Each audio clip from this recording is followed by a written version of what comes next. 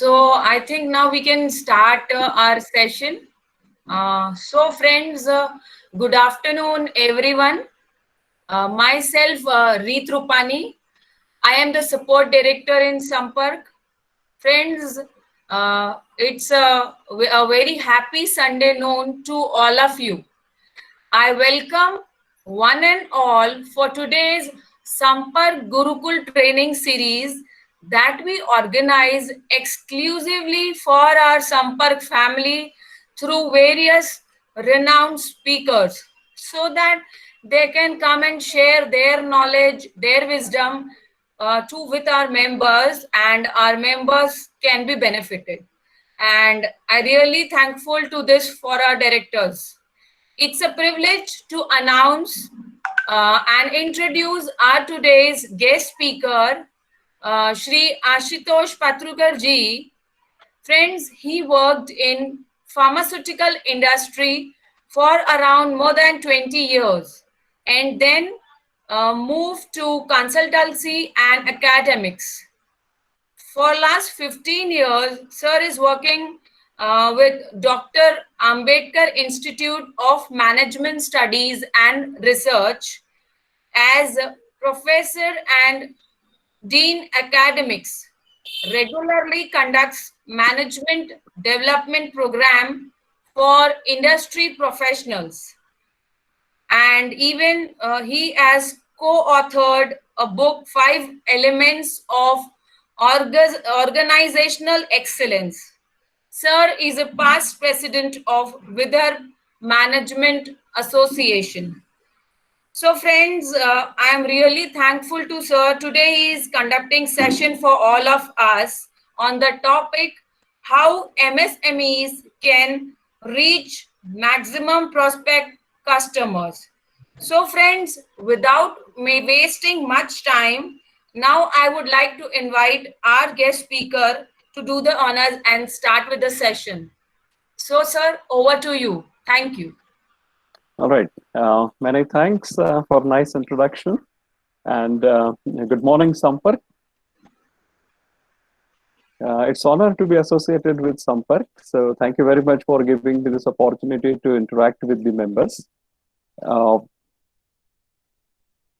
As we have discussed about the topic that we will be discussing about the ways of connecting with the customers as well as prospects. So, as I told earlier also, I will not have the screen visibility, the complete screen visibility. So my request would be that you please let me know in.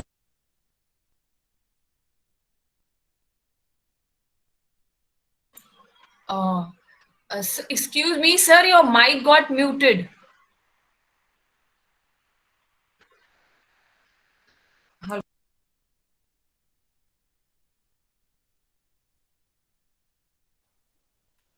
Fine. Am I audible now? Am I audible now? Yes, sir. Yes, sir. Very clear. Okay, right. So let me start once again. First, I would like to thank Sampark for giving me the opportunity to interact with you all. And thank you for the nice introduction as well.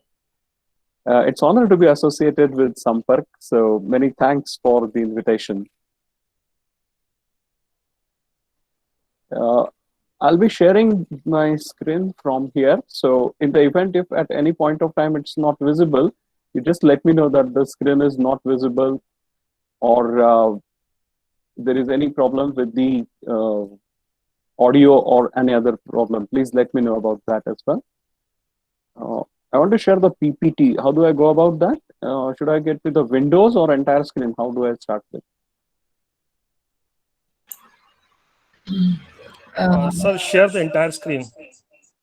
I share the entire screen first. Okay. Yeah.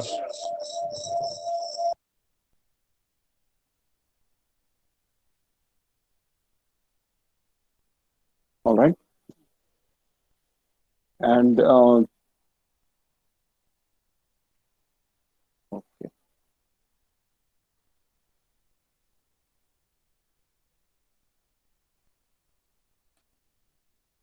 Right, but I still need to open the PPT, right?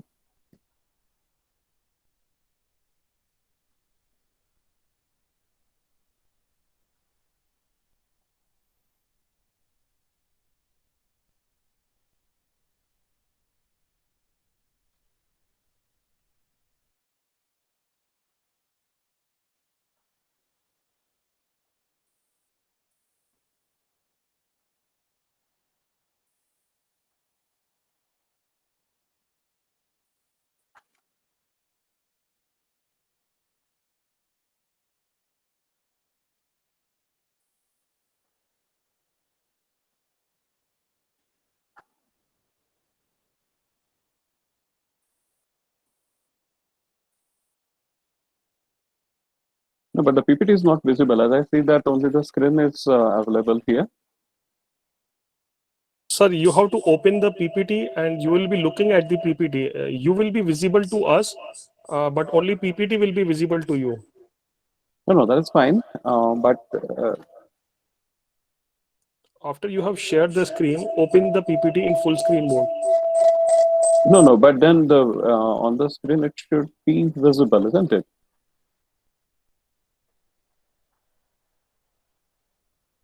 Sir, you have shared the entire screen. You have to open the PPT. No, I have opened the PPT.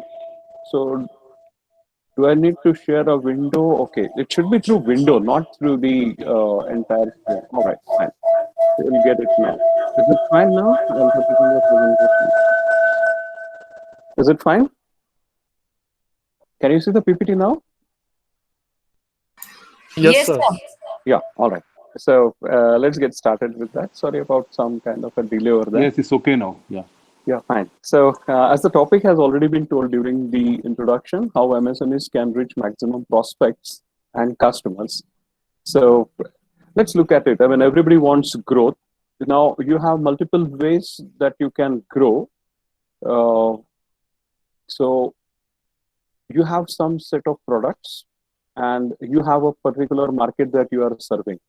Now we will just understand this grid and we move on why that is necessary.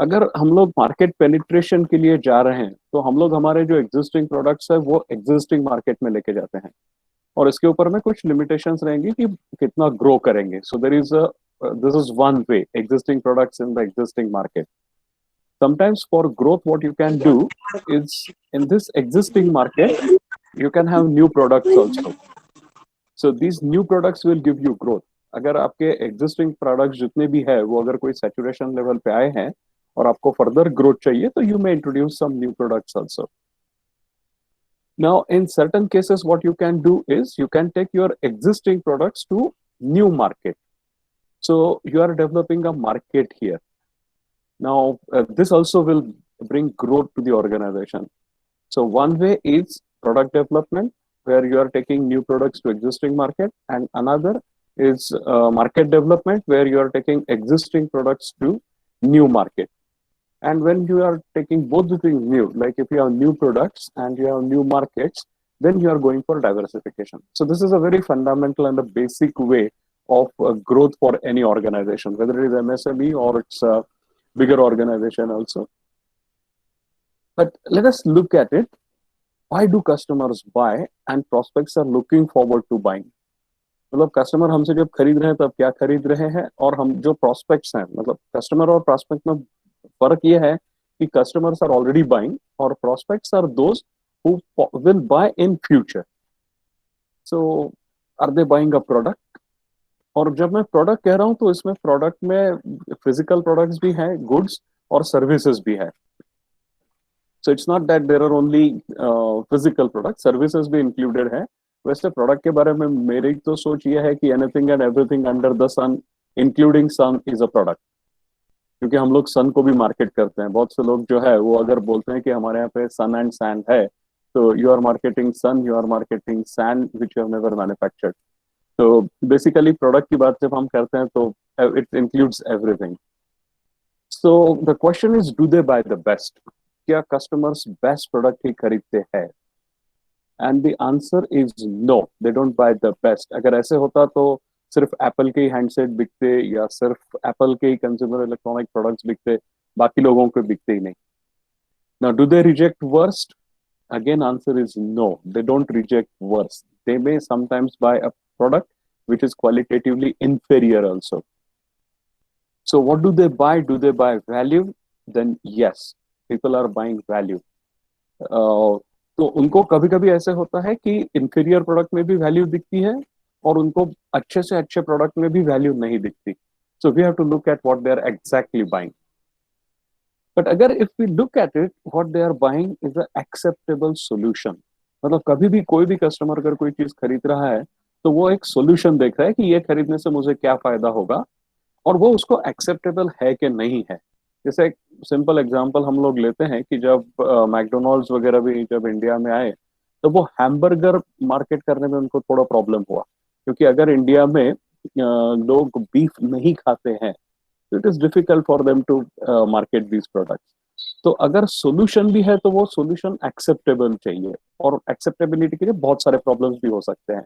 So we are not going into details of that. What we are primarily be restricting ourselves is how to reach these customers and prospects. Are they buying brand? Yes.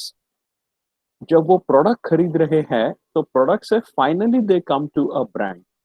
और जब maximum products और maximum brand जब parity पे रहते हैं, मतलब जैसे आप अगर देखोगे कि एक प्राइस रेंज में सभी प्रोडक्ट्स लगभग एक जैसे ही काम करते हैं, तो उस वक्त में what people buy is a brand.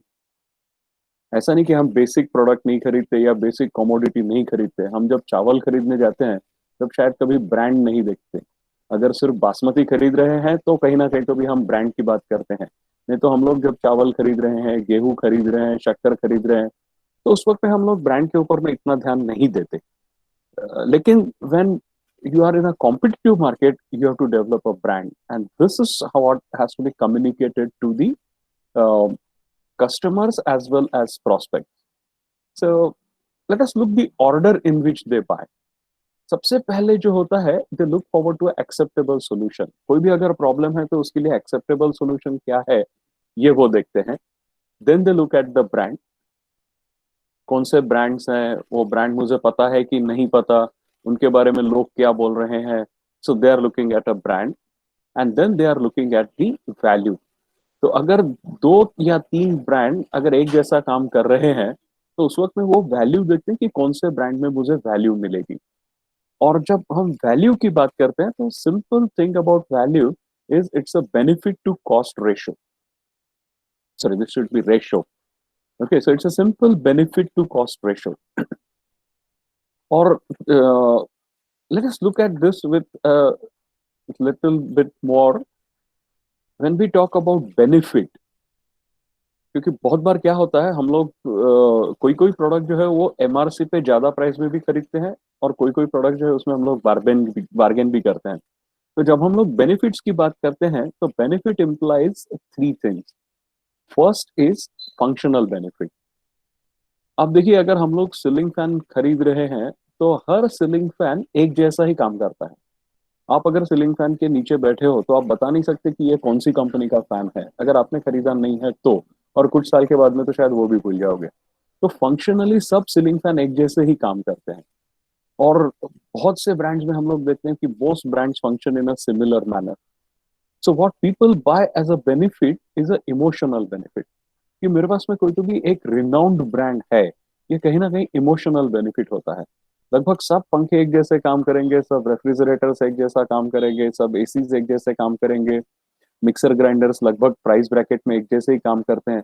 लेकिन हम लोगों को कहीं ना कहीं तो भी इमोशनल बेनिफिट रहता है कि मैंने ये कंपनी का ब्रांड खरीदा है और ये ब्रांड ज्यादा रिलायबल है. ये एक इमोशनल बेनिफिट होता है. वैसे ही what else customer is buying is also a experience.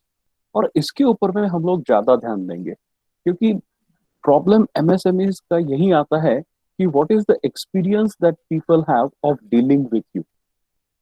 एक बात हमेशा याद रखनी पड़ती है कि डिमांड क्या होती है. अगर हम लोग सिर्फ डिमांड की बात करते हैं तो डिमांड इकोनॉमिक्स वाले लोग बहुत अलग से बताएंगे. It's a purchasing power, I mean ability to buy, या फिर it's a willingness to buy backed by purchasing power, a need backed by purchasing power, want backed by purchasing power. ये बहुत सी चीजें रहती है। लेकिन अगर हम लोग सिंपली डिमांड अगर देखें एक बिजनेसमैन के हिसाब से, तो demand is always new purchases plus replacement. मतलब कितने लोग नए खरीद रहे हैं और कितने लोग रिप्लेस कर रहे हैं। एक सिंपल सा एग्जांपल लेते हैं कि जैसे मैंने अगर एक टायर्स की अगर हम लोग डिमांड देखते हैं, तो कितने नए व्हीकल मार्केट में आ रहे हैं वो सबको टायर्स लगेंगे, और कितने एग्जिस्टिंग व्हीकल्स हैं जो कि टायर्स रिप्लेस करेंगे। इससे टोटल डिमांड कैलकुलेट होती है। अब ये हम लोगों को कैसे काम में आते हैं, जैसे मैं अगर देखेंगे कि कोई प्रोडक्ट बेच रहा हूँ, तो मैं यही देखता हूँ कि कितने नए कस्टमर्स मेरे से जुड़ेंगे और कितने एग्जिस्टिंग कस्टमर्स मुझसे फिर से ये प्रोडक्ट खरीदेंगे, अगर वो ड्यूरेबल नहीं है तो। और अगर ड्यूरेबल है तो रिप्लेसमेंट के वक्त में वो फिर से मेरे पास में आएंगे कि नहीं, ये डिपेंड करता है। अब ये डिपेंड करता है वो कस्टमर आपसे कितना सेटिस्फाइड है। एक सिंपल सा एग्जांपल है, मैं अगर आपको पूछूं कि आपने कहो ना प्यार है पिक्चर कितने बार देखी है, तो शायद आप कहोगे कि क्या पूछ रहे हो साहब, बहुत बार देखी। क्योंकि probably there was a very high level of satisfaction, इसलिए आप एक ही पिक्चर शायद 2 बार 3 बार या और ज्यादा बार देखते रहे। लेकिन कोई पिक्चर से अगर आप सेटिस्फाइड नहीं है तो वो पिक्चर शायद बीच में भी छोड़ के वापस आ जाओगे, दोबारा देखने का तो चांस भी नहीं है। So when we talk about product, we are talking about all these things. Services, we are talking about goods, we are talking about experiences, we are talking about people as well. अगर कोई politician भी है, उसको भी अगर री election चाहिए, तो सबसे पहले यही देखना पड़ता है कि उसकी कॉन्स्टिट्यूएंसी के लोग कितने सेटिस्फाइड है। So benefits are functional, emotional and the experience that people have. वैसे ही हम लोग जब कॉस्ट की बात करते हैं, तब cost is retail price. Retail price क्या है, प्लस अगर वैल्यू हमको देखनी है कि कस्टमर को उसमें वैल्यू मिल रही है कि नहीं, तो what we have to look it is हम लोग उसकी कितनी टाइम कॉस्ट सेव कर रहे हैं। अगर हम उसका वक्त बचा रहे हैं, उसका अगर समय हम बचा रहे हैं, तो वी आर इंक्रीजिंग वैल्यू। क्योंकि हम जितनी कॉस्ट कम करेंगे उतनी वैल्यू बढ़ेगी, या फिर बेनिफिट बढ़ाएंगे उतनी वैल्यू बढ़ेगी, या फिर बेनिफिट बहुत ज्यादा बढ़ा रहे हैं, कॉस्ट थोड़ी बढ़ा रहे हैं, तो भी वैल्यू मिलती है। इसलिए जब कभी कभी हम लोग पिक्चर की टिकट ब्लैक में लेते हैं, तब शायद यही सोचते थे कि आज टिकट 100 रुपए की है, कल भी 100 रुपए की ही रहेगी। लेकिन मेरी आज जो समय जो मेरा खराब हुआ है, वो समय की कुछ कॉस्ट है, तो हम लोग कुछ ज्यादा पैसे देते हैं। वैसे ही एनर्जी कॉस्ट, हम कितनी कस्टमर की एनर्जी बचाने की कोशिश कर रहे हैं। तो फिर कैलकुलेट कर दे कि कल मुझे फिर से अगर थिएटर में आना है, तो मुझे कितना पेट्रोल लगेगा, कितनी एनर्जी जाएगी। So that's energy cost. अगर हम कस्टमर की टाइम कॉस्ट और एनर्जी कॉस्ट कम करते हैं, तो कस्टमर की बेनिफिट, कस्टमर की वैल्यू बढ़ा रहे हैं। और वैसे ही साइकोलॉजिकल कॉस्ट, हर कस्टमर को हर सोल्यूशन में कोई साइकोलॉजिकल कॉस्ट रहती है, इसलिए वो कहीं ना कहीं इमोशनल बेनिफिट भी देखता है। तो वही देखता है कि मैं मुझे कितना पीस ऑफ माइंड मिल रहा है। मतलब आपको एक जस्ट एग्जांपल देता हूँ कि एक सीमेंट इंडस्ट्री के लिए मैं जब कंसल्टेंसी करता था, तब एक जो कस्टमर थे, उनको लार्ज बायर थे, तो लार्ज बायर रहने की वजह से वो सभी चीजें जब खरीदते थे, तब कॉम्पिटिटर्स भी उनके पास में हमेशा जाते थे। अब देखो, आपका जो नंबर 1 कस्टमर है, वो कॉम्पिटिटर का नंबर 1 प्रोस्पेक्ट है, तो हर कोई उसके पीछे जाने की कोशिश करता है। फिर आप कभी कभी उनको एमआरपी भी कम करके दे सकते हो, क्योंकि उनकी परचेसेस बहुत ज्यादा है।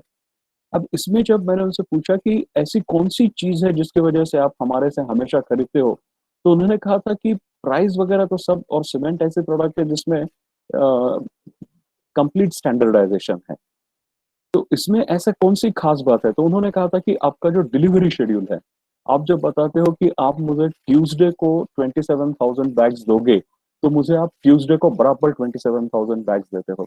तो मुझे सोचना नहीं पड़ता कि मैंने ऑर्डर देने के बाद में मुझे डिलीवरी मिलेगी या नहीं मिलेगी, लेट तो नहीं मिलेगी, पहले तो नहीं मिलेगी। क्योंकि अगर पहले भी मिल जाती है, तो भी प्रॉब्लम यह है कि मैं स्टोर कहाँ पे करूंगा, मुझे स्टोरेज कॉस्ट नहीं देनी है। फिर अगर बरसात के दिन है तो बारिश में खराब हो गया, तो मुझे फिर उसका इंश्योरेंस कॉस्ट भी नहीं चाहिए। तो कहीं ना कहीं तो भी कस्टमर की साइकोलॉजिकल कॉस्ट भी रहती है। ये भी अगर हम कम करते हैं, तो we are adding value to the customer. इसलिए जब हम लोग वैल्यू की बात करते हैं, तो we are looking at benefit to cost ratio, और उसमें 3 तरह के बेनिफिट देख रहे हैं कि उनका फंक्शनल बेनिफिट क्या है, इमोशनल क्या है, उनका एक्सपीरियंस हमारे साथ काम करने का कैसे है। फिर एमआरपी तो लगभग सही की रहेगी, लेकिन हम उनका टाइम कॉस्ट कम कर रहे हैं, उनकी एनर्जी कम कर रहे हैं, एनर्जी कॉस्ट कम कर रहे हैं या साइकोलॉजिकल कॉस्ट कम कर रहे हैं। इसके ऊपर अगर हम ध्यान देते हैं तो the customers are more satisfied and satisfied customers will come back to you. पर प्रॉब्लम ये है कि these need to be actively communicated to these people. नहीं तो बहुत बार ऐसे होता है कि लोगों को ये बातें पता नहीं रहती है। And that's why the objective of reaching to these people is that you must actively communicate what you are giving more as a benefit and what you are reducing as a cost. If this is communicated to people, then the chances are that they understand the value proposition that you are making and they are most likely to accept your product. Now, let us look at it. How many of you want customer loyalty? सब लोग हमेशा कहते हैं कि customer loyalty रहना अच्छा रहता है, कस्टमर की लॉयल्टी बहुत इंपॉर्टेंट चीज है। लेकिन आज की घड़ी में अगर आप देखोगे तो customer loyalty is a historical term. आज अगर कस्टमर लॉयल भी है तो भी यू आर नॉट ग्रोइंग। इसलिए ग्रो नहीं हो रहे क्योंकि लॉयल कस्टमर्स की बाइंग फ्रॉम यू। तो आज अगर आपको देखना है, अगर ग्रो करना है, तो it is not the customer loyalty which is important, but what is more important is customer advocacy. Advocacy मतलब कितने आपके कस्टमर्स है जो दूसरों को बता रहे हैं कि आप इनका प्रोडक्ट खरीदो या इनका ब्रांड खरीदो। अगर वो हो रहा है तो for your business. Loyal customers खुद के लिए खरीद रहे हैं, वो खरीदते भी रहेंगे as long as they are satisfied. But if there is a customer advocacy, मतलब आज अगर मुझे कोई बताता है कि आप इनसे खरीदो, तो शायद वो कस्टमर को, वो पर्सन को मैं ज्यादा बिलीव करूंगा क्योंकि उसको कोई पैसा नहीं मिल रहा है। एडवर्टाइजिंग का प्रॉब्लम यह है कि एडवर्टाइजिंग में एवरीबडी नोज कि इसको पैसे मिल रहे हैं इसलिए ये प्रोडक्ट प्रमोट कर रहा है। लेकिन जब कस्टमर एडवोकेसी की बात आती है तब कस्टमर हमारा ट्रस्टवर्दी रहता है और वो अगर बता रहा है कि ये प्रोडक्ट आप खरीदो, तो that is much beyond customer loyalty. MSMEs के लिए you have to consciously work on customer advocacy. आप थोड़ा कॉन्शियसली देखिए कि कितने आपके कस्टमर्स है जो आपके प्रोडक्ट के बारे में प्रोस्पेक्ट्स के पास में पॉजिटिव बात करते हैं और उनकी पॉजिटिव बात करने की वजह से आपका कस्टमर बेस बढ़ रहा है। Advertising is very difficult, it is very expensive, but customer advocacy, if you look at the customer satisfaction, they are satisfied, they will talk more about you and they will generate more business for you. So let's look at what happens. You have to build brands to be competitive. क्योंकि customer कभी भी product नहीं खरीद रहा है unless they are absolute commodity. जैसे मैंने कहा था कि चावल, सब्जी या फिर गेहूं वगैरह हम जब खरीदते हैं तब अनलेस बासमती रहा तो हम लोग इतना ब्रांड के ऊपर ध्यान नहीं देते, लेकिन otherwise we are not looking at a brand. पर कॉम्पिटिटिव मार्केट जहाँ पे है, there you have to develop brands and you have to build brands. So will advertising help in brand building? Yes. But can you afford to spend that much of money on advertising? Perhaps no. So are there any alternative communication channels? And this is what we will be spending our time on. कि alternative भी हम लोग क्या कर सकते हैं अगर इतना advertising नहीं हो सकता है या करने से ineffective है, पर रुपी आपके जो returns है वो अगर अच्छे नहीं आ रहे हैं, तो what are these alternative communication channels with customer? So let's look at this. This is what the advertising does. इतने सारे अगर आपके पास में लोग हैं, they are all probably prospects. Advertising इन सब के पास में जाता है, but what you do not know is what is their state of mind. State of mind मतलब बहुत बार ऐसे होता है कि जब एडवर्टाइजमेंट आती है तब लोग चैनल चेंज कर देते हैं, या एडवर्टाइजमेंट पेपर में भी आती है तो भी देखते नहीं क्योंकि वो शायद न्यूज पढ़ना चाहते हैं and then what you are in a different state of mind, so advertisement is intrusive in nature. Customer buying zone में है कि नहीं है?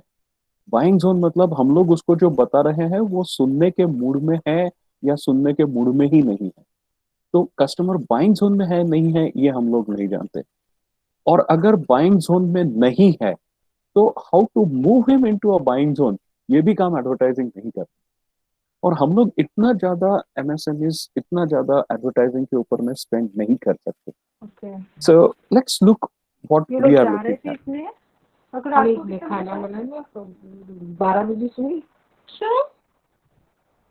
Okay, fine. Hope I'm also audible. Okay, so who is your brand ambassador? अगर मैं आपसे ये पूछूं कि आपके brand ambassador कौन है, और brand ambassador is not necessarily a big celebrity, but let us look at who are the people who are your actual brand ambassadors of MSME. अगर ये आपका इतना ऐसे अगर मार्केट है, हम लोग समझ के चलते हैं कि these are your customers, this is your customer base, these are your brand ambassadors. अगर वो आपके प्रोडक्ट्स के बारे में, आपकी सर्विसेज के बारे में अगर पॉजिटिव बोल रहे हैं, तो they are the first people who are your brand ambassadors. वो क्या कह रहे हैं, that's very important. Second is this group which actually is coming with a customer. आपके पास में कस्टमर बहुत बार अकेला नहीं आता, उसके साथ में शायद कोई और भी आता है. आपका रिटेल आउटलेट हो या आपका ऑफिस हो, वहां पर कस्टमर का जो कंपेनियन है, अगर इसका एक्सपीरियंस आपके ऑफिस में या आपके जहां भी आप डील कर रहे हैं वहां पे अगर अच्छा है, तो they will also speak positively about you. बहुत बार हम लोग क्या करते हैं कि हम कस्टमर के ऊपर ही बहुत ज्यादा ध्यान देते हैं, और वो बिल्कुल गलत नहीं है. Satisfied customer will come back to you for repeat purchase. और दूसरा ये है कि he will speak to others also. पर ये बेस आपका छोटा है. अब होता क्या है, कस्टमर के साथ में आने वाले लोग भी अगर इसमें जुड़ जाएं, अगर ये लोग भी आपके बारे में कोई पॉजिटिव बात करे, तो there are larger number of people who are speaking positive about you, and they also become brand ambassador. बहुत बार हम लोग इनके ऊपर में बिल्कुल ध्यान नहीं देते.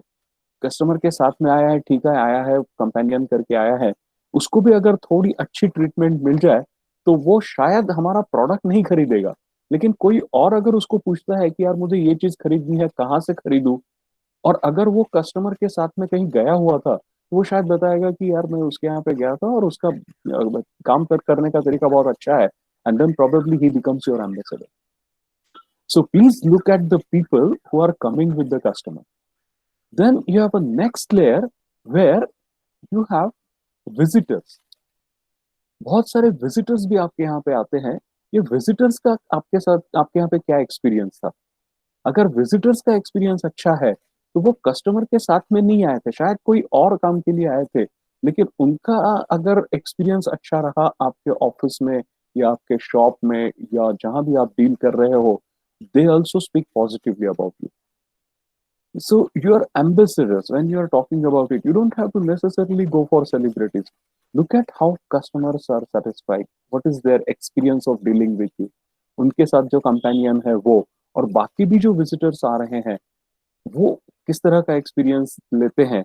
That will depend on how many people are talking good about your product. And remember one thing, even today, the best media of communication is warm, that is word of mouth. Word of mouth सबसे ज्यादा लोग believe करते हैं. Advertisement में इतना believe नहीं करेंगे जितना वर्ड ऑफ माउथ पे बिलीव करते हैं. इसलिए आज आप देखो कि हर कोई अगर प्रोडक्ट ऑनलाइन भी खरीदना चाहता है, तो कहीं ना कहीं वो देखता है कि इसके रिव्यूज कैसे हैं. They are looking at that word of mouth, the experience that people have with the product, and that's why even today the best media is word of mouth. और ये लोग अगर आपके बारे में अच्छा कह रहे हैं, so that's a positive word of mouth. Your brand building takes place much better, much faster here. And there is another person here apart from all these, the customer companion and all visitors, and this is SSR. SSR is not Sushant Singh Rajput, क्योंकि अभी उसकी काफी बातें हो रही है. It's not Sushant Singh Rajput. It is a silent sales representative, and that is your product. Silent sales representative, ये जहां पर भी है, आपका प्रोडक्ट कितना लोगों को अट्रैक्ट करता है, इस पे भी डिपेंड करता है कि how people look at your product. Particularly अभी जब लोग मॉल्स में वगैरह जा रहे हैं, तो वहां पे how good your product looks is also very important. How does your product attract them is also important. We will look at this silent sales representative because that is one of your best means of communication, your product. So you have to invest in product. ऐसे नहीं है कि हम लोगों ने बहुत advertising कर ली है, हमने बहुत सेल्स प्रमोशन कर लिया है, हमारा वर्ड ऑफ माउथ अच्छा है, but eventually the moment of truth is how your product performs. So look at this silent sales representative, how it is contributing. Now these two, companion as well as these visitors, they are your prospects. अगर इनका experience अच्छा हुआ, so not only they will talk positively about you, but they are also the people who are buying your product. So just make sure that these people are happy. Customers have to be happy, but this is the next layer. These people also have to be very happy while dealing with you. These are prospects. अब problem यह है कि prospects को और कहाँ ढूंढ सकते हैं, क्योंकि ये लोग तो हमारे कांटेक्ट में आ गए हैं, दैट्स नो प्रॉब्लम, लेकिन और प्रोस्पेक्ट्स कहाँ पे है? तो one of the other places to identify prospect is your customers place. जो आपसे प्रोडक्ट खरीद रहे हैं, दे आर कस्टमर्स, और उनकी भी जो प्लेस है, उनका भी ऑफिस जो है, उनकी भी फैक्ट्री जो है, that also can talk tell you about the prospects. Now, how to go to these people is another important thing. So let's understand the other communication method: your customers, customer companion, visitors, and your product itself. These two are prospects, and the next set of prospects you are getting from the customer's place. How do you get that? So how many times you have purchased a product you saw at your customer's place? मतलब आप किसी customer के पास में गए हो तो उनके office में आपको कोई चीज दिखी, या आपको पता चला कि वो कोई प्रोडक्ट यूज कर रहे हैं, या उनके यहाँ पे कोई चीज अच्छी तरह से डिस्प्लेड है, या उन्होंने डिस्प्ले की हुई है, and you and up buying it. या आप उसके बारे में प्रोएक्टिवली पूछते हो कि भैया ये कहाँ से लिया, आप ये चीज यूज कर रहे हो, ये कहाँ पर मिलती है.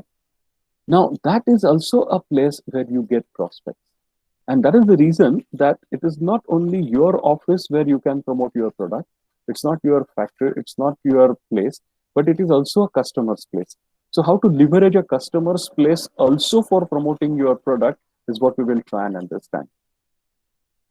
अब यहाँ पर जो बात हुई कि आपने कोई चीज देखी इसलिए आपने उसको पूछा कि ये कहाँ पे मिलती है, ये कैसी है, क्या है. So it happened by accident or it just happened by chance. Purpose of what I'm trying to discuss with you today is to move it from an accident to design. How we are going to do these things by design. कैसे होगा कि customer are proactively asking about your product? How can you do it that customers are proactively, without you are communicating with them, are proactively approaching you because they have not seen advertisement, but what they have seen is your product, a silent sales representative in somebody's office who is using it, or maybe it was displayed over there. So when you meet your friends,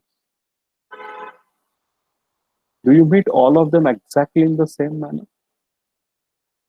जितने भी दोस्त होते हैं, हम लोग जब दोस्तों को मिलते हैं तो सबको एक जैसे मिलते हैं या मिलने का तरीका अलग अलग होता है? और सबसे मिलने का तरीका अलग अलग होता है. सब अच्छे ही दोस्त है, ऐसे नहीं कि कुछ अच्छे दोस्त है, कुछ अच्छे दोस्त नहीं है, लेकिन सब अच्छे दोस्तों को भी मिलने का तरीका अलग अलग होता है. Do you speak to them exactly the same way? नहीं. हम लोग अच्छे दोस्तों में भी कुछ ना कुछ तो परिवर्तन रखते हैं. It's not that we are speaking exactly the same way to every friend also. So what do you consider when you open up with your friends? Because this is what we are trying to do with the customers. आप हमेशा याद रखिए, people buy from people whom they trust. Fine. So that's the reason that you have to develop this kind of a friendship with your customers, with your prospects, and others as well. So what are the things that you look forward to? और ये friendship कैसे हो जाती है? आपके friends के friends भी आपके friends बन जाते हैं, लेकिन आपके हर friend के हर एक friend नहीं होता है. So what are the things which you are looking forward to in the friends? The first thing that you look forward to is relationship. मतलब दो अच्छे दोस्तों में भी रिलेशनशिप क्या है, इसके ऊपर में हम ध्यान देते हैं. यार इसके बहुत ज्यादा गहरी दोस्ती है, इससे दोस्ती गहरी है, लेकिन इससे ये बात नहीं कर सकता, या जब मिलते हैं तब इस तरह से नहीं मिल सकते. So somewhere there is a relationship. You are also looking at reflection. जब बात करते हैं तो ये कैसे रिफ्लेक्ट करेगा. दूसरा, सेल्फ का इमेज. मैं कौन हूँ, मेरे दोस्त ने मुझे किस तरह से देखना चाहिए, या मेरे दोस्तों के दोस्त ने मुझे किस तरह से देखना चाहिए. And finally the culture. मैं हालांकि फाइनली कल्चर कह रहा हूं, लेकिन culture has the widest and impact on our behavior. अगर हम लोगों में कल्चरल सिमिलैरिटी नहीं है तो हम लोग फ्रेंड्स बनने में मुश्किल होती है. We are good friends when we are culturally related also. और कल्चर बहुत बड़ी चीज है. It has a deep and wide impact on our behaviour, but it is very very deep. Customs, traditions, responding, all that is a part of culture. ये चार चीजें आपको बहुत अच्छी तरह से मैनेज करनी है. आपकी कस्टमर और कंपेनियन और विजिटर्स के साथ में क्या रिलेशनशिप डेवलप हो रही है. How do you reflect on that relationship. आपकी सेल्फ इमेज क्या है. क्या आप लोगों को इनके साथ में रहना है, whether to do business with them, how to do business with them, and where there is a cultural similarity or not. ये सब चीजें तो रहेगी, but there are two other things. One is a physique and another is a personality. But these are part of a product, so we will not discuss much on these. But these are another two important things apart from the four things that we have talked. But these are the ones which are important when you are communicating with your customers. So, how do customers know us? Okay, that's the first thing, is the identity. मतलब हम लोग जब friends के साथ में भी जब discuss करते हैं तो सबसे पहले हम लोग देखते हैं कि इसकी आइडेंटिटी क्या है, ये कौन है. दूसरा, मीनिंग क्या है. तीसरा, what is the response that we get. And thirdly, what is the relationship. Fourthly, what is the relationship that we are developing. अब ये चीजें एक्सीडेंटली अगर मैच होती है तो वी आर फ्रेंड्स. अब कोशिश हम लोगों को ये करनी है कि we are doing all these things by design, because we want to develop this relationship which will develop into a positive response. They will draw right meaning out of it, and there is a precise identity. क्योंकि अगर identity crisis है so it's very difficult to sell your product. So let us look at what identity means. Identity means who are you. आप कौन हो. जब हम लोग किसी को इंट्रोड्यूस कर देते हैं तब हम सबसे पहले यही बताते हैं कि ये कौन है. So who are you. Your product as a silent sales representative has to talk about it. Who are you? Secondly, what are you? ठीक है, this is what you are, but what are you? And then the relationship. What about you? And fourthly, what about you and me? So response हो जाएगा what about you, but relationships are what about you and me. क्या हम relationship बना सकते हैं. बहुत सब visitors के साथ शायद आपकी relationship कस्टमर सप्लायर में नहीं होगी, लेकिन at least if they are the people who are going to advocate it, that's also good. And that's a reason that what you are and what about you and me is a relationship. Let us take this little forward. Identity कैसे develop करनी है. It is a deep broad awareness. मतलब हम लोग जब किसी की भी बात करते हैं कि इसकी ये आइडेंटिटी है तो हम लोग उसके बारे में एक ब्रॉड अवेयरनेस डेवलप करते हैं. जैसे जब मुझे इंट्रोड्यूस करा दिया कि ये है, so he is presently working as a consultant and dean academics, तो आपने कहीं तो भी एक डीप अंडरस्टैंडिंग किया कि यार एकेडमिक्स का आदमी होगा, क्या बताएगा, पूरा एकेडमिक के लिए ही बताएगा, क्या कैसे बताएगा. So this is your broad and deep awareness.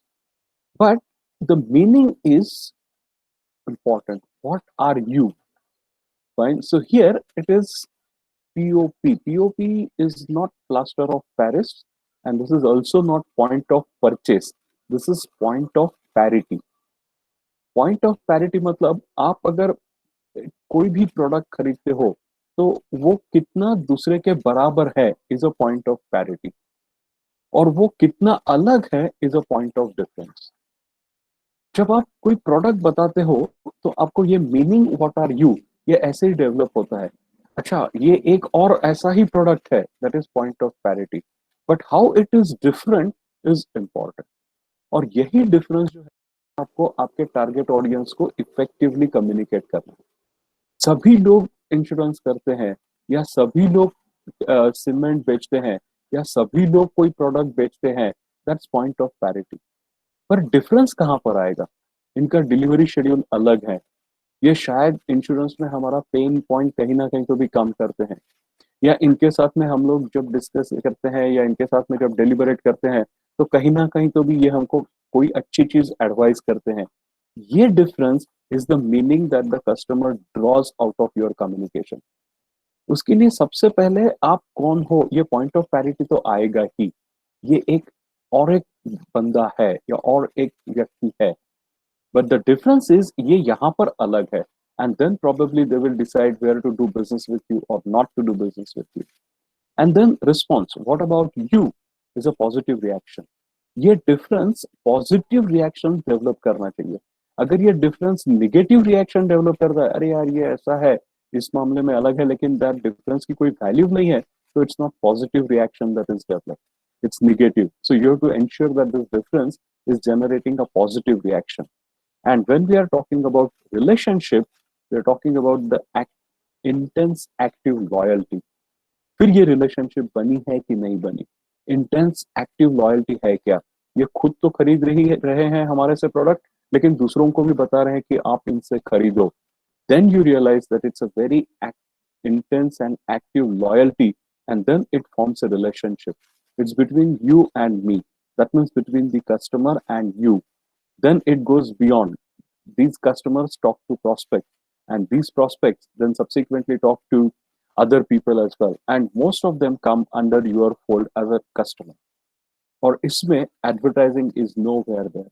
What you are using is a word of mouth by developing positive reactions, by communicating this difference, and by being developing intense active loyalty.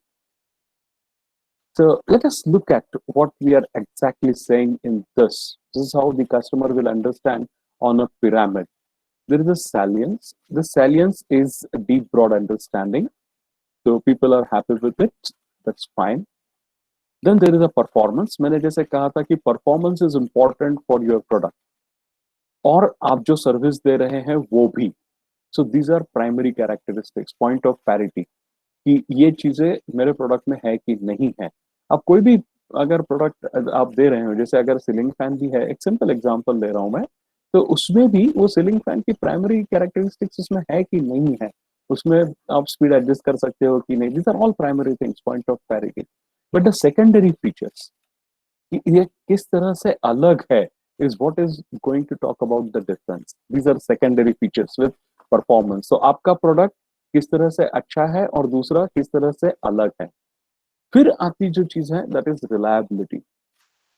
Product कितना reliable है, कितना durable है। सर्विसएबिलिटी, कितनी product repair हो सकता है कि नहीं। सर्विस इफेक्टिवनेस, जो जिससे हम खरीद रहे हैं उसका सर्विस इफेक्टिवनेस कितना है, वो कितना एफिशिएंटली रिस्पॉन्ड करता है, और उसको एम्पैथी है कि नहीं है।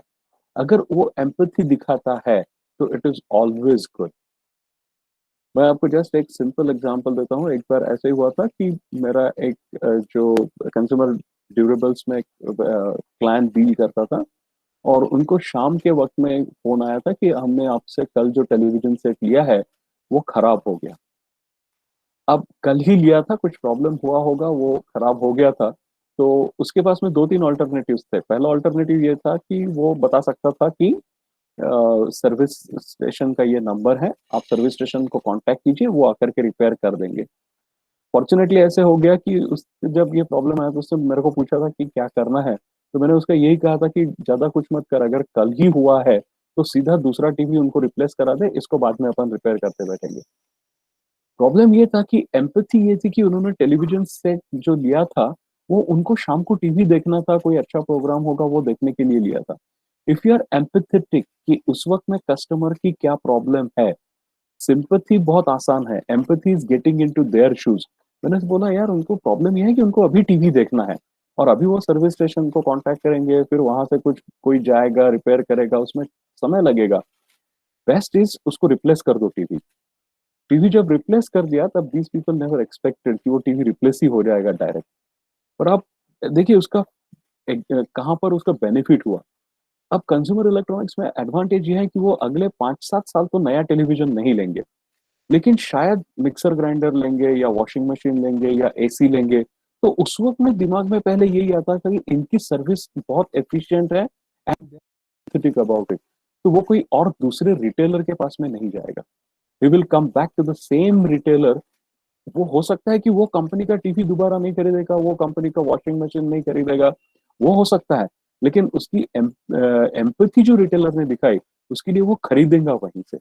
So somewhere you have to look at how you are performing, and this performance on these parameters help you develop your brand much better than what advertising can do. I am not against advertising. मैं आपको फिर से बताना चाहता हूँ कि मैं ये नहीं कह रहा हूँ कि एडवर्टाइजिंग की कोई अहमियत नहीं है. एडवर्टाइजिंग इज इम्पोर्टेंट, लेकिन एडवर्टाइजिंग के आगे कौन सी चीजें इंपॉर्टेंट है और उसके अलावा और कौन सी चीजें हैं जिसके वजह से हम कस्टमर्स के पास पहुंच सकते हैं और कस्टमर से पॉजिटिव रिएक्शंस ले सकते हैं. That's what we are discussing about. Then imagery. Imagery is user profile. हमारा कौन यूज करने वाले प्रोडक्ट यूज करने वाले लोग कौन है, उनकी एज ग्रुप क्या है, ये सब यूजर प्रोफाइल्स में आते हैं.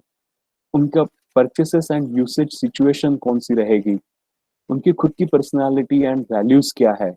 अगर हम उनकी वैल्यूज मैच करते हैं तो इंटेंस लॉयल्टी बहुत जल्दी डेवलप हो जाती है. And it is also important to communicate history, heritage and experiences. We'll come back to this history, heritage, and experiences a little later, but this is what develops imagery, and that develops your point of difference. सब एक जैसे क्या है और दूसरा difference कहाँ पे है, तो you can make differences on these parameters. Then a judgment about quality, credibility, इनकी क्या credibility है, consideration क्या है, क्योंकि when they are buying from you they are looking at it whether उनका प्रोडक्ट सुपीरियर है कि नहीं है. प्रोडक्ट एट पार है लेकिन सर्विस ज्यादा सुपीरियर है, so still they will prefer your product. And then the feelings. आपके साथ में जब वो इंटरेक्ट करते हैं, मोमेंट ऑफ ट्रूथ उनके साथ में जो होता है, जब भी आपके ऑफिस में आते हैं या जब भी आप उनसे कभी भी इंटरेक्ट करते हो, तो whether there is a warmth और no, whether it is fun to be associated with or no, whether there is excitement to be associated with or no, हम लोग उसमें सिक्योर फील करते हैं कि नहीं करते. इसलिए मैंने कहा कि कहीं ना कहीं तो भी हमको इमोशनल चीजें भी लगती है. और आज की घड़ी में अगर आप देखोगे तो बिकॉज ऑफ दिस कोविड-19 किसी को भी कोई भी प्रोडक्ट खरीदना है तो पहले वो यही देखता है कि ये कितना सैनिटाइज है, कितना मुझे घर जाने के बाद में यूज करने में सिक्योर रहेगा. So security is one of the concern. Then social approval. This is important. जैसे मैंने कहा था कि culture has a very wide and deep impact on our behaviour. तो अगर ये कल्चरली एक्सेप्टेबल नहीं है तो उसको सोशल अप्रूवल नहीं मिलता, और ये अगर सोशल अप्रूवल नहीं मिल रहा है तो people do not by that product. इसलिए मैंने कहा था कि मैकडोनल्ड्स को भी हैमबर्गर मार्केट करने में तकलीफ हुई, या केएफसी भी अगर आप देखते हो तो उनको भी आलू टिकिया लाना पड़ा जो कि उनका ग्लोबल प्रोडक्ट नहीं है. तो ये सोशल अप्रूवल जरूरी रहता है. तो आप जो प्रोडक्ट दे रहे हो या आप जो सर्विस दे रहे हो उसमें सोशल अप्रूवल कितना आ रहा है, नहीं आ रहा, ये भी आपको ध्यान देना पड़ता है. And then self respect. So always ensure that you are a self-respecting person, so is your customer as well. And people who are visitors, people who are accompanying your customers, they are also self-respecting people. So develop these positive things with customers, and then they will move from loyalty to advocacy. But the important thing here is how are we going to do it? So when I said identity, deep broad understanding, this is the first stage, salience. Deep broad understanding kitna hai. These are the stages of developing your brand, and these are the activities that you have to do. So we will see how that is done. When we are talking about meaning, performance और imagery में points of parity कौन से हैं और point of difference कहाँ पे आ रहे हैं.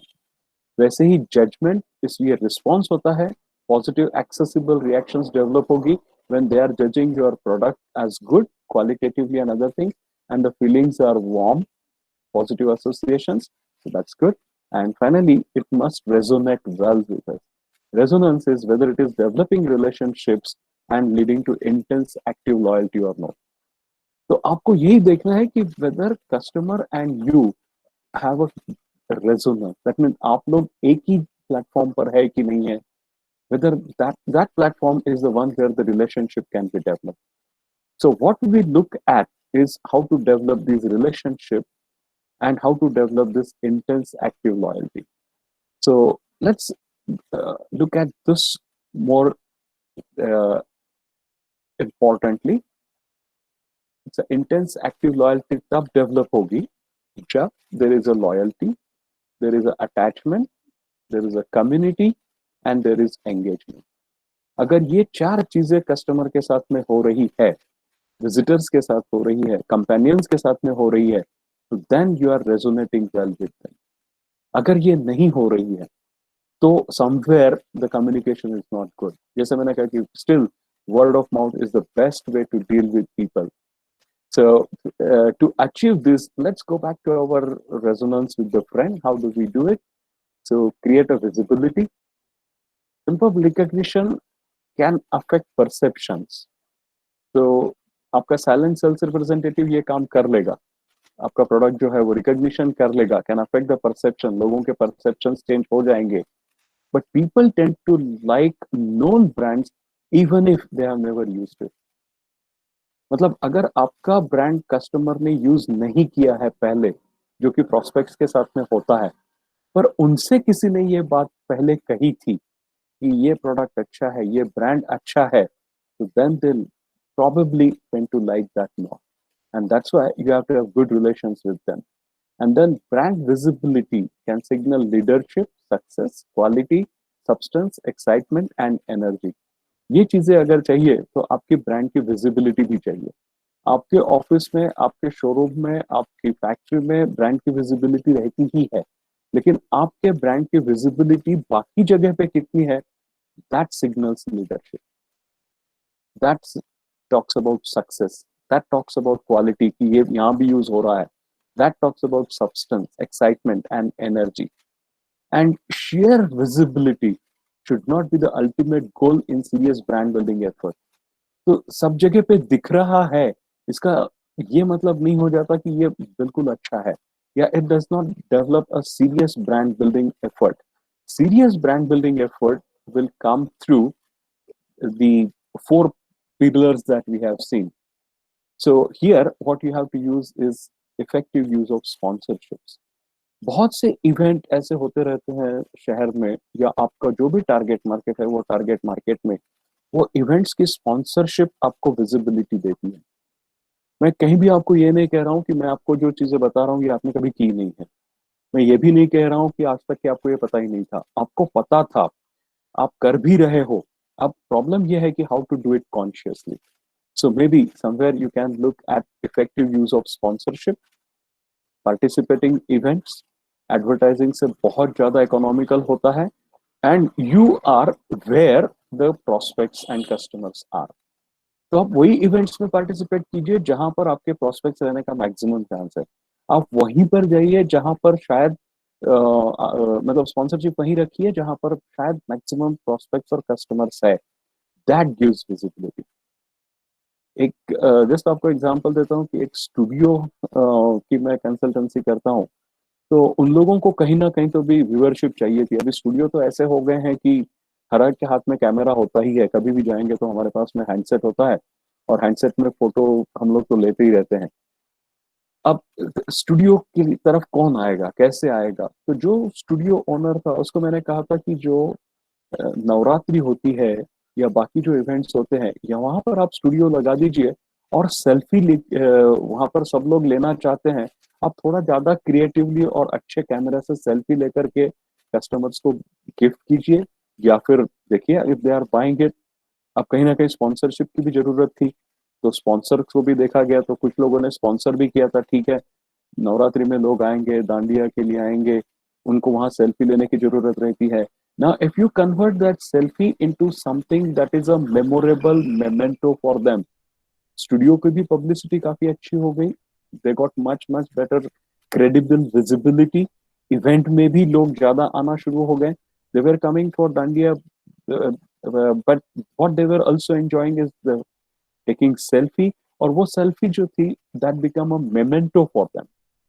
अब इसमें स्पॉन्सरशिप्स भी आती है, but because we do not have time to discuss all those things, I am just giving you a hint as how you can participate in these events in building your brand.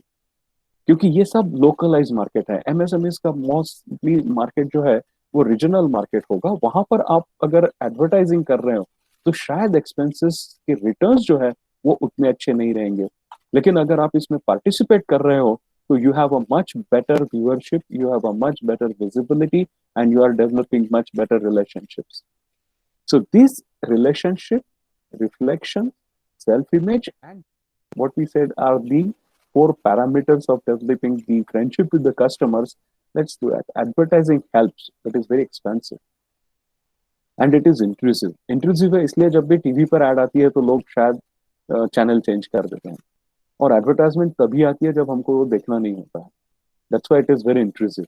Nevertheless advertising does helping building relationship. ऐसे नहीं है कि वो नहीं करते हैं, लेकिन MSMEs के लिए if you are participating in events, if you are going for local sponsorships, the relationships are much better and where you have your prospects and customers. So the alternatives for developing all these things are, one, involve your customers. They are the one who will help you much better, because these experiences, जो customer का experience है, that is their moment of truth. It creates that relationship that goes beyond loyalty generated by this objective assessment of brand value. कि यार ये तो उसके जैसा ही है. That is objective assessment. Whereas point of difference will generate more value. Then आप कुछ customers को फैक्ट्री टूर करा सकते हैं. जैसे मैंने शुरुआत में देखा था कि आनंद भाई भी हमसे जुड़े हुए हैं, आनंद कटियार साहब हमारे साथ में जुड़े हुए हैं. बहुत से फैक्ट्री टूर्स जो होते हैं वो भी आपके लिए बहुत अच्छी प्रोस्पेक्ट और कस्टमर रिलेशनशिप डेवलप करते हैं, क्योंकि फैक्ट्री टूर्स और बाकी जब आप विजिट्स ये कराते हो कस्टमर्स की, तो वो आपकी कंपनी को ज्यादा अच्छी तरह से जानते हैं. वो आपके जो स्पेसिफिक्स है उसको ज्यादा अच्छी तरह से समझ सकते हैं. तो समवेयर द फैक्ट्री टूर या फिर आपका office tour, that is very important. Second is a theme park journey through the history of product, company and brand.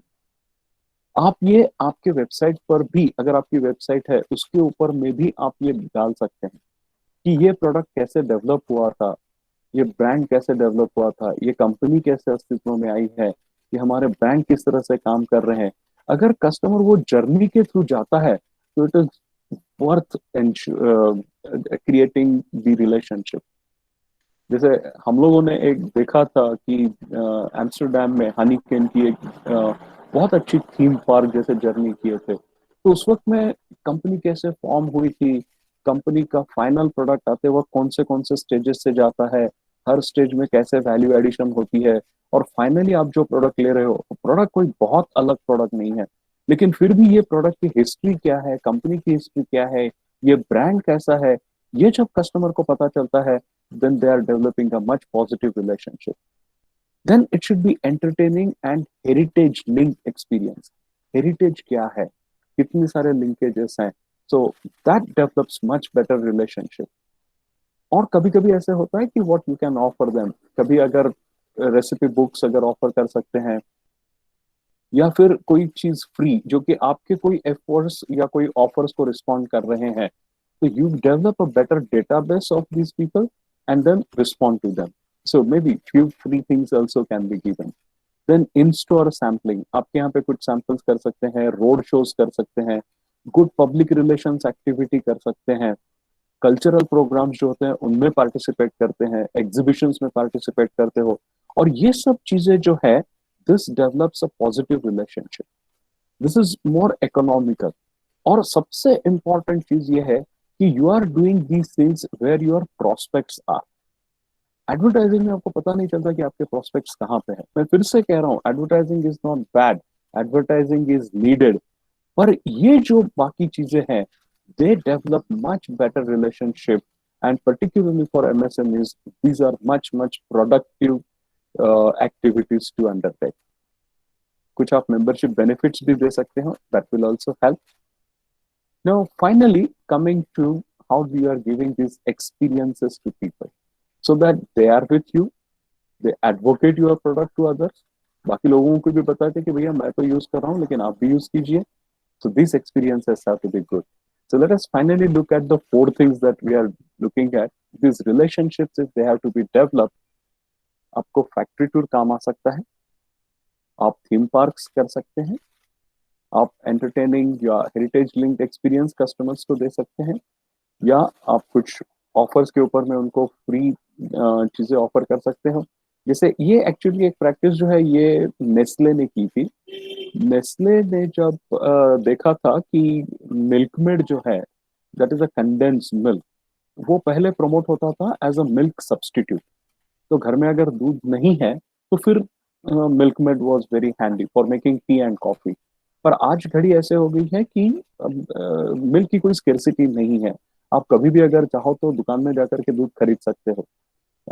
So there is no scarcity. So people will not be buying Milkmaid as a milk substitute. तो फिर milkmaid को जो promote करना था तब it has to be promoted as the ingredient for many recipes. तो फिर recipe booklets दिए थे, पर कैसे दिए थे कि आपने मिल्कमेड खरीदने के बाद में उसका जो रैपर है वो रैपर कंपनी को भेजना है, तो they will send you the recipe booklets. आज ऐसे हो गया है कि यूट्यूब और वेबसाइट्स के ऊपर में आप ये चीजें ऑफर कर सकते हो कस्टमर्स के लिए। That develops positive relationship. And then in-store sampling, road shows, public relation, cultural programs, exhibition, these are good. अब आपकी रिलेशनशिप कैसे होनी चाहिए? Relationship should be friendly. आप ट्रस्टेड फ्रेंड हो या नहीं हो, reliable, is a reliable friend, is a exciting person, the product is exciting और the brand is exciting, it's a new concept in something. जैसे रेडी टू ईट या ready to cook food जो आ रहे हैं, तो there's a new concept in cooking, new concept in eating, या फिर ideal distance या एडवाइजर। आप कैसे एडवाइजर हो, आप ट्रस्टेड एडवाइजर हो, आप कौन सी चीजों के लिए, how much the customer need you take into account, so your role as a adviser. आप एक केयरिंग पर्सन हो कि वी हैव अ एम्पैथी, आपका कोई प्रॉब्लम आता है तो we try to solve your problem and then a problem solver. So these are the one that you develop as a part of relationships. Now see that where you are lacking. If you are lacking in appreciated as a friendly person या exciting नहीं है, तो ये चीजें जो है ये आपको मदद करेगी कि how you are becoming more exciting by either linking it with heritage or maybe by virtue of associating with some programs, whether you can do it or no. Similarly, जब हम रिफ्लेक्शन की बात करते हैं तो reflection, whether you want it to be a young, you want it to be a smart, you want it to be a global Indian, successful, no age barrier, superior, lifestyle, visible, youthful, ये सब चीजें जो है these are reflections that your brand should have or your product should have. And again, you have to select one among them. पर आप फिर भी एक बात हमेशा ध्यान में रखिए कि एक ही चीज सबके लिए नहीं है। आपको आपका प्रोडक्ट देखना पड़ेगा और based on your product you have to use one of these. Wider acceptability, these are reflections. And then self image, आपकी सेल्फ इमेज क्या है? Proven track record.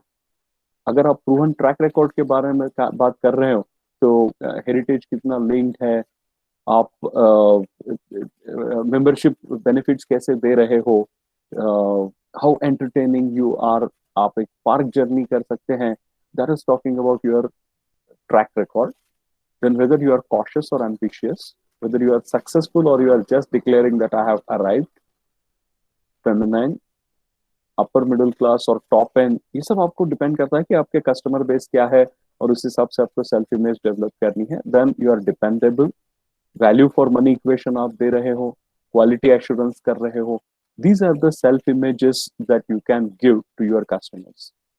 And culture, मैंने जैसे कहा था कि culture is one of the most important thing. It has a very deep and broad impact on our behavior.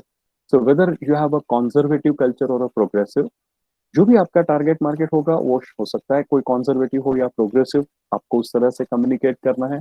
It could be system driven, इनके यहाँ पे ऐसी सिस्टम होती है and this is how the things work, तो इस वजह से मेरा समय की बचत होती है, काम बहुत सिस्टमैटिकली होता है। So you are systems driven और क्वालिटी कॉन्शियस। जब भी आप कोई ऐसे फैक्ट्री टूर कराते हो तो आपकी क्वालिटी आप उनको बता सकते हो कि how quality conscious you are, how the value is added at every step of production, whether it is aggressive and dynamic, it's also innovation, or you are the pioneer in doing something new, you are doing it right, or you are doing it in a formal way, high profile, tech savvy. All these are the cultures which you can communicate to the target market in order to have a positive, intense loyalty developed with them, reliable and committed. So these are the things that my suggestion is you should employ while reaching your customers. 4 basic things. if you are addressing to these things, you develop a much better customer base. Your customers are very happy with you. They come back to you not only for a repeat purchase, but they advocate you to somebody else. जैसे एक मैंने आपको example दिया था कि वो retailer ने जैसे टेलीविजन सेट रिप्लेस कर दिया, तो जिसका रिप्लेस किया था वो और लोगों को भी बताना उसने चालू कर दिया कि भैया अगर लेना है तो इनसे लीजिए, क्यों, तो बोले इनके साथ में ऐसी सर्विस मिलती है. So somewhere you are developing that positive associations, and that is what are the other means of reaching your target, as well as when the customers, as well as your prospects. So on that note, I would like to thank you all and thank Sampark also once again for giving me this opportunity to interact with you all. And now we can move on to the Q&A session. I think I'm just in time, hopefully. Yes, sir. Yeah. Okay.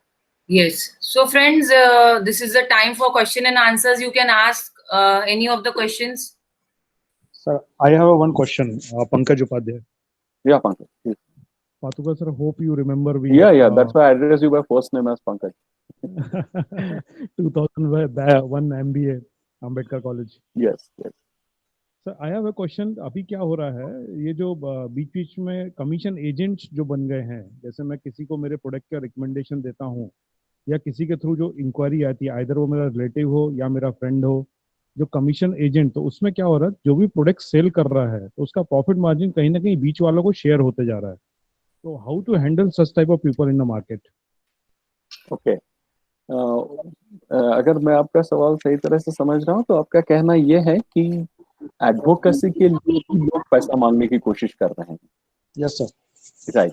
Now that's not the objective. Objective ये है कि लोग खुद होके बात करें. अब क्या होता है, बहुत बार जैसे मैंने कहा था कि आप कस्टमर प्लेस जो है वहां पे आपकी विजिबिलिटी कितनी है. ये विजिबिलिटी डिपेंड करती है कि आप कस्टमर के पास में क्या छोड़ के जा रहे हो. आपका प्रोडक्ट तो साइलेंट सेल्स रिप्रेजेंटेटिव है ही, लेकिन अगर कस्टमर के यूटिलिटी की कोई चीज आप कस्टमर को दे रहे हो तो वो कस्टमर के टेबल पे रहती है उसकी रिटेंशन वैल्यू की वजह से, और उसके ऊपर में आपका ब्रांड लिखा रहता है, आपका प्रोडक्ट लिखा रहता है. तो बहुत बार ये होता है कि कस्टमर का जो कस्टमर है वो पूछता है कि ये कहाँ से आया है, इसका कैसे उपयोग होता है, क्या होता है, and then they become your prospect. तो इसमें they will proactively approach to you. Okay. And they will proactively approach to you. So you do not have to go to these middlemen. Right? Middlemen in certain cases are necessary. Right? And if they are doing a good job, you can give them some share. Right? But at the end of the day, you cannot rely on them for too long. You have to have a brand pull than trade push.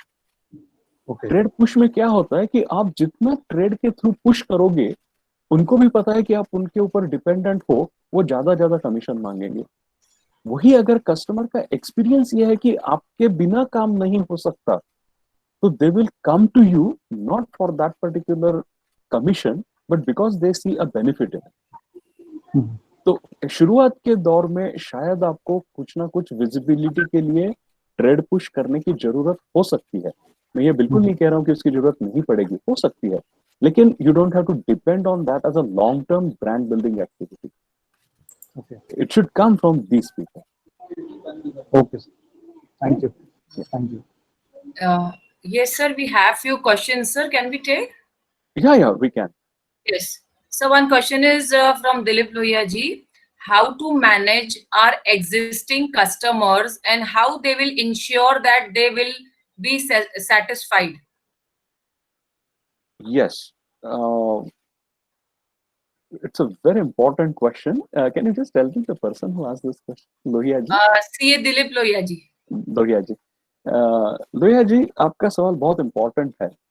आपने कभी satisfaction के लिए mathematical equation अगर देखा होगा तो satisfaction का mathematical equation है, satisfaction is performance minus expectation. एक सिंपल सी चीज लेते हैं, जैसे अगर मैं कहूं कि सचिन तेंदुलकर की लास्ट इनिंग से मैं खुश हूं या नहीं हूं, तो आई एम नॉट हैप्पी, क्योंकि उन्होंने सेंचुरी नहीं बनाई थी. जो भी स्कोर किया था ना 76 79 जो भी किया था, पर सेंचुरी नहीं थी तो somewhere I am not happy. मेरी एक्सपेक्टेशन 100 की थी और उन्होंने 100 नहीं बनाया, so that is satisfaction. If you match that expectation and performance of your product, performance of your customer, the customers are satisfied. पर प्रॉब्लम ये है कि जिस पैरामीटर से आप लोगों को सेटिस्फाई कर रहे हो वो आगे चल के एक्सपेक्टेशन हो जाता है। मतलब हम लोग तेंदुलकर से सेंचुरी इसलिए अपेक्षा कर रहे थे कि उन्होंने इतनी सारी सेंचुरियां बनाई है। तो somewhere what you have to do is when you are satisfying a customer, you have to make them understand, communicate it effectively with them कि मैं ये वक्त में आपको ये additionally दे रहा हूँ। So you are not saying that every time you will get it. You are satisfying them with a condition. नहीं तो क्या होता है कि expectations हमेशा बढ़ती जाते रहती है हर चीज में। तो इसलिए हमको कहीं ना कहीं तो भी ये चीजें कंट्रोल करने के लिए we have to tell them that under which condition we are doing it. So performance is conditional. In these we are doing it, and then you have to match your promise, the expectation with the performance. Then people are satisfied. If you exceed it, they are delighted. Fine, but when they are delighted, next time they expect that कि आप और कुछ additionally करोगे ही. So somewhere you have to set the performance standards and then deliver accordingly for satisfied customers. Then they are satisfied. So it is performance minus expectation. My suggestion would be try to set up performance standards and perform within those. So the expectations are not exceeded, but they are matched with, and people are satisfied. Thank you, sir. Sir, one more question Sure. from Mr. Rahul Bajair. We are IT services company expert in development of digital products of our client. Sir, any example, any sample idea for generating brand as well leads in international market? Okay. Rahul ji, again, the same thing. Just first, you have to identify what is a customer need. और अगर हम लोगों को उनकी need पता चलती है, तो we have to develop a particular product which will address to that need and possibly what could be their next need. मतलब जैसे मैं आपको एक सिंपल एग्जांपल देता हूँ कि मैंने अगर नया वॉशिंग मशीन अगर खरीदा है, तो मेरी एक्सपेक्टेशन ये रहती है कि वो वॉशिंग मशीन आए दिन से काम करना शुरू कर दे। पर बहुत बार प्रॉब्लम ये होता है कि वो वॉशिंग मशीन लगाने के बाद में मुझे पता चलता है कि इसके लिए प्लम्बिंग की सर्विस कुछ अलग लगेगी। मेरे यहाँ पे जो टैप है, मेरे यहाँ पे जैसे है वो स्पेसिफिकेशंस अलग है, और जो वॉशिंग मशीन मैंने खरीदा है उसके स्पेसिफिकेशंस अलग हैं। अगर उस वक्त में सेलर ने ये आइडेंटिफाई किया कि मैंने बेचने के बाद इनकी क्या नीड हो सकती है, and if they address proactively to this particular need, you are satisfied. आज आईटी में सबसे बड़ी प्रॉब्लम यही होती है, आईटी में स्विचिंग कॉस्ट भी बढ़ते जाती है। जैसे आपने कोई सॉफ्टवेयर डेवलप किया है और वो सॉफ्टवेयर डेवलप करने के बाद में आपने किसी को बेचा, तो वो बेचने के बाद में what are their switching cost. अगर उनको हार्डवेयर भी चेंज करना पड़ रहा है, तो you have to try and see that how you are minimising their switching cost आपका सॉफ्टवेयर यूज करने के वक्त में। And that is the reason my suggestion always is don't look at their primary need, look at their secondary need also, even in service sector also. तो उनके existing infrastructure पे, existing hardware पे, how your software will help them is more critical than simply satisfying their need, and then proactively communicating it to them. बहुत बार क्या होता है कि हम लोगों ने अच्छी चीज बनाने के बाद में जो switching cost आती है, those switching costs become prohibitive. So somewhere you have to address that also and understand this is their right now, this is their need, what possibly could be their next need, address that need in the right now, that is in the current context, and then probably you develop a advisory role for these people. जैसे IT में जो होता है, whether you can be a part of customer's kitchen is very important. मतलब वो software किस चीज के लिए यूज करने वाले हैं, ये अगर आपको अच्छी तरह से पता है, तो you are a part of their kitchen, and then you are giving them service right from product development to final application. So it's a very tricky situation, but then this is how this is addressed to. So at least on this platform, this is how I can tell you that what you can do. But one thing that I want to emphasize here is try and be a part of customers' kitchen. Kitchen in the sense what they are delivering to their customers and whether you can be a part of their product development. And then it becomes a more win-win situation and a long-time relationship. Sir, last question, sir. All right, fine. Kamal Sita ji has put the question, need some examples of socially and culturally acceptable products and services. Okay. जैसे मैंने कहा कि socially acceptable, जैसे India में culture अगर beef consumption का नहीं है, सोशल एक्सेप्टेंस नहीं है, तो you have to change that. तो इसलिए आलू टिकिया जो प्रोडक्ट KFC का आया हुआ है, that is primarily on these lines कि वो प्रोडक्ट शायद यूरोपियन मार्केट्स में या अमेरिकन मार्केट्स में चल सकता है, लेकिन not in India. So it has to be culturally matching, resonating with the customer and socially acceptable. और ये कल्चर हमेशा चेंज होते रहता है, ऐसे नहीं कि कल्चर चेंज नहीं होता. जैसे हमारे यहाँ पे भी कल्चर चेंज हो रहा है, वैसे वेस्टर्न कंट्रीज में भी कल्चर चेंज हो रहा है. वो भी वेजिटेरियन बन रहे हैं. वेजिटेरियन तो छोड़िए, they are becoming vegans also. मतलब उनके लिए तो milk is also non vegetarian product because source is animal. तो culturally you have to try and resonate better. So if it is industry specific, we can answer it much better, but food is a general industry. So that's why I gave example from the food industry, that this is acceptable one. So we can do that. And culture is shifting. People are accepting ready to eat, ready to cook product. Pehle bilkul hota nahi tha. Now they're accepting it. So come out with those products and offer them. That probably will give you growth opportunities. You have to identify that cultural shift and develop your product accordingly. So yeah, perfect, sir. Wonderfully justified all the questions of our members. So friends, now I am thankful to Sampark for giving me this privilege to propose the thank you note for our honorable guest, and it is an honor to propose thank you. I have just note down few points. Would love to share that sir described that in brief about the orders and acceptable solutions, value and brand, and customer loyalty and customers advocacy. And customer advocacy is very important and beneficial, and MSMEs should consciously focus on that. That will really generate a good business. And building brand as well, advertising is the major part. And what advertising does is few points we should keep in mind, like state of mind, buying zone, etc. Brand, and about the brand ambassador, your customers are your brand ambassadors. And customer companions also play a major role. All the visitors also should speak positive about your brand. And best communication, word of mouth is very important.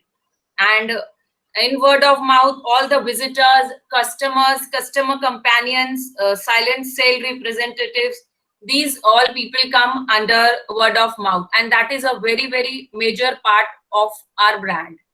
And we have to develop friendship with our prospects and customers, and we have to manage relationship, culture, personality, and so on, many points.